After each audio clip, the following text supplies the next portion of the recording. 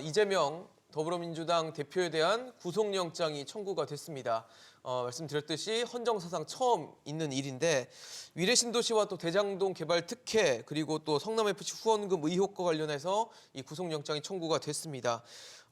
상당히 좀 부담스러울 수 있는 지점들이 있어요. 제1야당 대표다. 그리고 대권주자로 항상 꼽히는 인물이고 그리고 헌정사상 처음 있는 일이라는 것 자체도 아마 검찰도 알고 있으면서 이런 구속영장 청구를 했을 텐데 그럼에도 이런 부담에도 불구하고 구속영장이 청구된 이유 어디 있다 보십니까? 지금 검찰총장이 거기에 대해서 얘기를 했어요. 네, 이원석 총장이 얘기했죠. 그렇죠. 이원석 총장이 뭐라 그랬냐면 자신의 혐의를 계속 부인하고 있다, 이 대표가. 거기다가 이 이슈를 일종의 이제 정치 보복의 정치 이슈화하고 있다. 이게 이제 가장 중요한 지금 검찰이 내세운 구속 사유예요.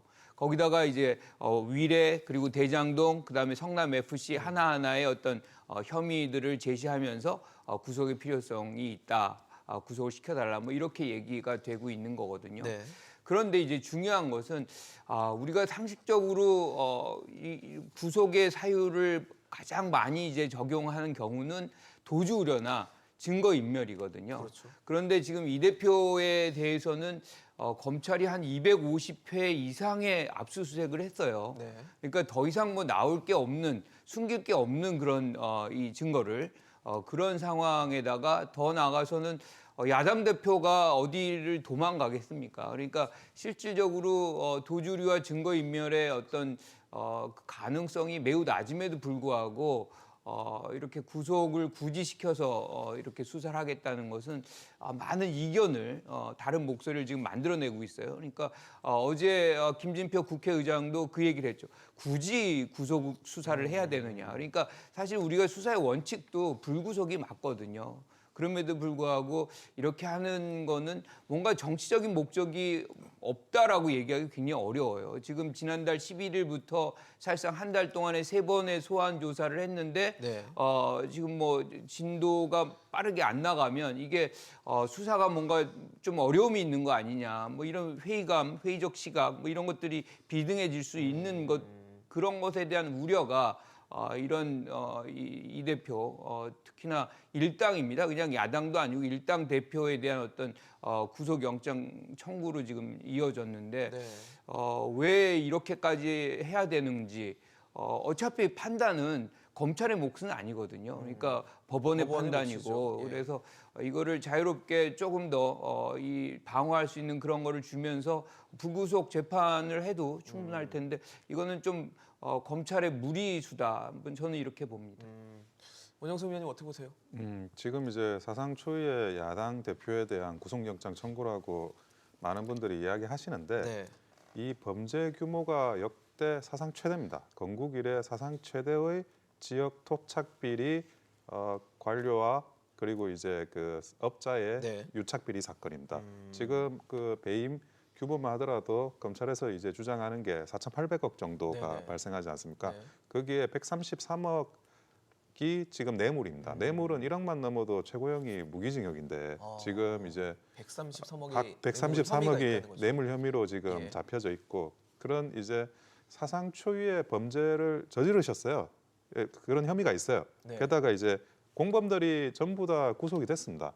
지금 뭐 유동규, 김용 그리고 정진상, 뭐 나무 김만배 이런 분들이 싹 다 지금 구속이 됐고 이 관련해서 최고 정점에 있으신 분이 이재명 대표인데 이재명 대표만 구속영장을 치지 않을 수가 없는 거죠. 일반인이라면 아마 12번 또 더 구속될 사안이라고 저는 보여지는데 오히려 야당 대표라는 그 타이틀 때문에 지금까지 이제 그 소환 조사나 이런 것도 꽤 이제 지연이 되고 그리고 네. 구속영장도 뒤늦게 이렇게 청구되는 그런 사안이라고 보여지고요. 네. 그리고 증거인멸이나 이런 부분도 도주의 우려나. 네. 각 부분들이 그러니까 각 공범들은 각자 뭐 증거인멸이 특기인지 모르겠지만 하나씩 증거인멸 행위를 해가지고 그게 또 그 구속영장 발부에 영향을 미쳤고 그리고 지금 그 모 언론 매체에서 보도한 바에 따르면 그 이재명 대표도 결제 서류를 그 배수기에 투기를 했다.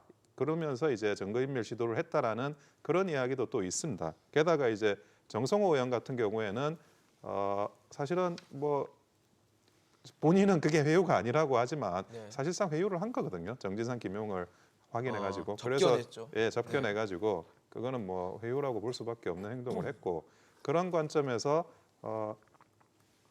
이게 뭐 증거인멸이나 그런 우려는 있을 수밖에 없는 거고요. 그리고 이제 과거의 박근혜 대통령 사건을 좀 반추해 볼 수 있는데 그때도 박근혜 대통령 구속되면서 박근혜 대통령이 외부에 있으면 뭐 굳이 누가 시켜서든 시키지 않아서든 묵시적으로 증거인멸 행위를 할 개연성이 굉장히 높다라는 제3자들이 그런 것들이 이제 구속의 판단에 있어 가지고 또 중요하게 작용을 했었습니다. 그거와 비교를 해보더라도 이재명 대표에 대한 구속영장 청구는 자연스러운 거지 무리가 있는 게 아니다. 저는 그렇게 말씀드리고 있습니다. 두 분이 상당히 다른 대답을 내주셨어요. 무리수다라고 해주셨고 자연스러운 일이다까지 말씀을 주셨는데 평론가님 보시기는 어떠세요? 무리수였습니까? 일단 이제 구속영장을 청구하고 또 발부하는 주요 사유가 증거인멸의 우려 또는 도주의 우려잖아요. 근데 저는 그걸 좁혀서 보면은 네네. 그것만으로는 우려가 좀 크지는 않다고 봅니다. 도주의 우려라고 했을 때는 제1야당 대표고 도주했다가는 이제 죄를 자인하는 꼴이 되기 때문에 도주의 우려는 낮다고 볼 수 있고 증거인멸도 지금 이재명 대표가 운신할 수 있는 폭이 그렇게 크지 않거든요. 그걸 봤을 때는 증거인멸이나 도주의 우려는 높지 않다. 다만 그러면 왜 구속영장을 청구했느냐 했을 때 혐의 자체가 중하기 때문이라고 보여집니다. 그러니까 혐의가 중하면 사실 실무적으로도 증거인멸이라든지 도주의 우려도 같이 올라간다라고 봐야 될 것 같고 대법원 양형위원회에서 권고한 양형 기준에 따르면 배임 같은 경우는 300억 원이 넘으면 네. 기본 형량이 5 내지 8년이에요. 그리고 적극적으로 뭐 범죄 수익을 의도적으로 은닉했다라고 하면 가중이 돼서 7 내지 11년까지 가능한 그런 범죄입니다. 그리고 뇌물공여 양형 기준에 따른 그렇죠. 거죠. 뇌물공여 같은 경우는 1억 이상인 경우에 네. 기본이 2년 6개월 내지 3년 6개월이고 적극적 증례가 있었다든지 이런 가중 요소가 있으면 3년 내지 5년이거든요. 그러면 이거 1범죄, 2범죄 합산한다 그러면 가중으로 쳤을 때 네네. 상한이 2범죄는 이제 절반 정도를 치는 거니까 11 더하기 2년 6개월 하면 네. 징역 13년 6개월. 그러니까 검찰의 주장에 따르면 네네. 그러니까 이렇게 중하기 때문에 그렇다면은 사실 만약에 검찰이 이번에 구속영장 청구를 안 했으면 네네. 별로 중한 죄가 아니구만이라고 얘기가 나오거나 네. 아니면 중한 죄라고 얘기를 해놓고 왜 구속영장을 안 치냐 이 말이 또 나올 거예요. 그래서 일단 사실 이거는 그 검증을 해봐야 되겠죠. 검찰이 어느 정도 증거를 갖고 있는지는 검증을 해봐야 되는데, 그렇죠. 근데 검찰이 갖고 있는 그 시각에 따르면 구속영장 발부는 그 청구는 네. 불가피한 것이었다. 그들의 논리에 따르면 그렇게 봅니다.